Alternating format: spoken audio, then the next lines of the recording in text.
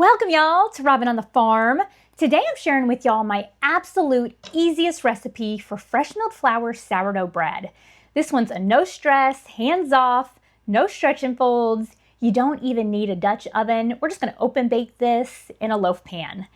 And you don't even have to time your feedings. You can use active sourdough starter or unfed sourdough discard that's been in your fridge for a few days. So this one is simple. To make it even easier, I like to mix it up using my stand mixer. You don't have to, you can mix this up by hand, but it's even easier when you pull out your stand mixer. I'm gonna use my Zacme stand mixer. You wanna use a strong mixer because sourdough is very, very thick. So make sure you use a strong stand mixer. Now, this one is so easy that we're just gonna mix it up. We're gonna let it rise. We're gonna pour it into a loaf pan, do a really short second rise, and then throw it into the oven to bake. That is it. So we're gonna get all of those benefits of sourdough plus the benefits of fresh milled flour. You're gonna have a really good fresh milled flour sourdough bread. So I'm just gonna show you how to throw it together. I'm gonna start with 400 grams or 1 2/3 cups of water. Now for this recipe, you just want it to be room temperature water. You also want it to be non-chlorinated. So if you need to use bottled water, that works great. So 400 grams or 1 2/3 cups of room temperature water. Just throw it right on into your mixing bowl. Now I've already weighed out my ingredients. I got out my kitchen scale and I weighed everything out. And I'm giving you this recipe in both weight and in volume so that you can make it however you'd like to do it. Next for this recipe, you want some sourdough starter or some sourdough discard. Now this can be sourdough starter that's active, ripe, and bubbly and at its peak and ready to go. Or you can use sourdough discard that you maybe fed a few days ago and it's been in the fridge. But you do want it to be the kind of discard that once you feed it, it becomes ripe and bubbly and active again. You don't want something that's been sitting in the fridge a little bit too long. So you can use a classic sourdough starter made with white flour.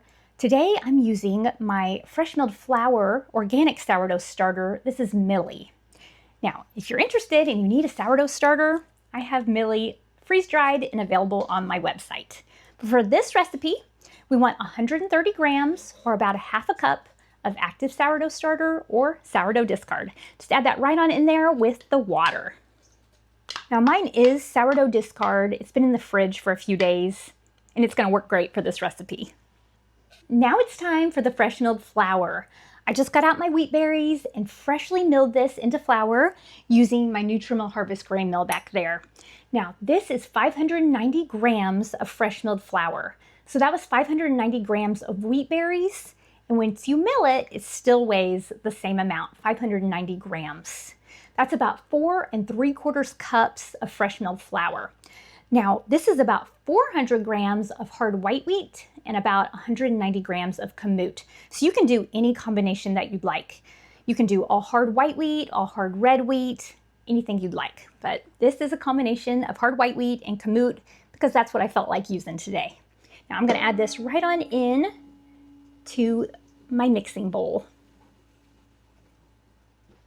After the flour, now I'm gonna add some salt.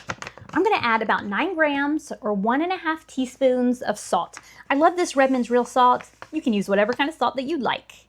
Just don't pour it over your mixing bowl in case you over pour like I tend to do. So 1 1/2 teaspoons or about 9 grams of salt. Now these 4 ingredients are all you need to make this really good fresh milled flour sourdough bread. But a little trick is to add one more ingredient that really helps your fresh milled flour sourdough breads. And that is some pure vitamin C or ascorbic acid. Now, if you don't have any of this, you can also use some lemon juice. So that's a good trick too. But for this recipe, I'm gonna add this. And like I said, this is totally optional. You don't have to do it, but I do feel like it really helps this bread turn out well. So I'm gonna add 1/8 of a teaspoon. It takes a very small amount. If you add too much, it's gonna make your bread gummy and it's gonna really go the wrong way with it. But just 1/8 of a teaspoon is really going to help this. So I'm gonna add that right on in. If you don't have this, you can also use lemon juice. Use 1 tablespoon of lemon juice. Or like I said, don't use it at all, your bread is still going to be really good and turn out really well. But it is something that I like to do. Now, if you're looking for your fresh milled flour sourdough bread to have a little bit more flavor, you can add about 15 grams or 1 tablespoon of honey. And if you're looking for it to be a little bit softer, then you can add 1 tablespoon or about 14 grams of olive oil. Those are good tricks too, but I'm keeping this really simple today, and I love how this loaf turns out. Now, this is definitely more of a rustic sourdough bread, not a soft sandwich bread. Definitely not. Okay, now that we have our ingredients in the bowl, it's time to get this mixing. I'm gonna let this mix up just for about 2 minutes, just until all of the ingredients are really well combined, and that's all it's gonna take. This is way easier when you use your mixer than by hand, and that's why I like pulling out my mixer for it. But I am using this flat paddle attachment. That works great. You don't want your dough hook or anything like that. The flat paddle attachment is where it's at. So I'm gonna go ahead and get this mixing just on a low speed, just to get all of the ingredients combined.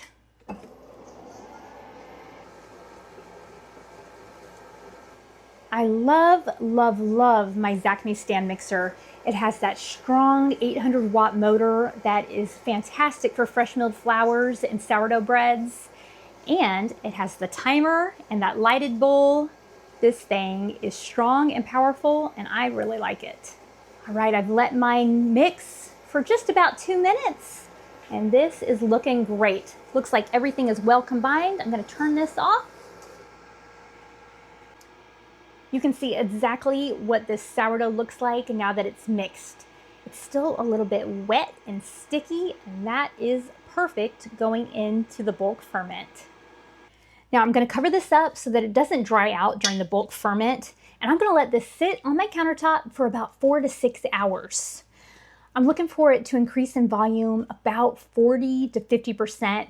You're not looking for it to double or to become really big and bubbly or anything like that with this loaf. But in about 4 to 6 hours, it's gonna be time to throw it into the loaf pan. I'll show it to you then. My fresh milled flour sourdough has been bulk fermenting on the countertop for about 5 hours. This looks great, and now it's time to go to the next step. And that next step is simply to scrape this dough into a loaf pan. For this loaf, I love to use my 9-inch Pullman loaf pan. This is a non-stick Pullman loaf pan, so you don't have to worry about using a sling or using parchment paper like you often have to do with sourdough breads. So without having to worry about lining or greasing or oiling up my loaf pan, I'm just going to scrape this dough right on into this loaf pan. There are no special skills required to make this simple loaf of fresh milled flour sourdough bread. No stretch and folds. We don't even have to shape this loaf. Just scrape it out of your bowl right on into your loaf pan. This bowl scrape does make it a bit easier. But just scrape it into your loaf pan, smooth it out a little bit. This is a very rustic looking loaf, and I like that about it. One trick with sourdough is that if you want to smooth out your loaf a little bit more, if you'll wet your hands and then smooth out the top of this loaf, that sourdough won't stick to your hands. Now it's time to cover this loaf with some plastic wrap and let it rise one more time. We want this to rise for about 1.5 to 2 hours. This is my sourdough right after shaping and covering it and leaving it on the counter. And this is what it looks like about 1.5 hours later. It's really well risen. It's time to put this into the oven. Yours may take a little bit longer to rise, just depending on the temperature of your home and how active your sourdough starter is. I'm going to do a really quick score on top of this loaf. So I'm going to use a bread lom. You can use a really sharp knife. I'm just going to score right down the middle. You don't have to do this, but this does give a good expansion point for this sourdough loaf.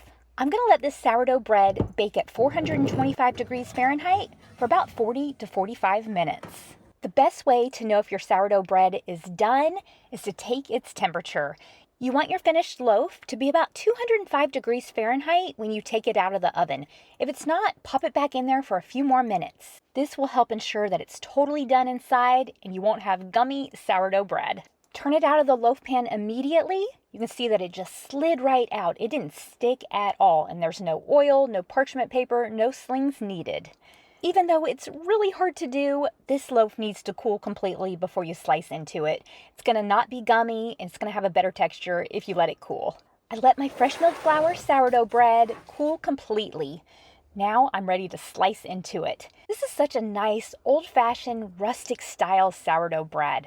I love that it's made with fresh milled flour. It's hearty and wholesome and so delicious. Now this is not a loaf that I make for sandwiches. This is one that I make for toasting. So I like to slice into this, put it right into the toaster, slather it up with some of my favorite jam or preserves, and that is how I love to enjoy this loaf of fresh milled flour sourdough bread. This easy same-day sourdough bread with no stretch and folds, no timed feedings, just mix, pour, and bake. It is so satisfying, especially for how easy it is to make. This one is healthy and wholesome, and it makes you feel good when you eat it. I'm going to leave the printable recipe down in the description and on my website, robinonthefarm.com. While you're there, check out our handmade beeswax bread bags. These are perfect for your sourdough bread. And you can also find my freeze-dried sourdough starters, including this organic fresh milled flour sourdough starter that I used for this recipe.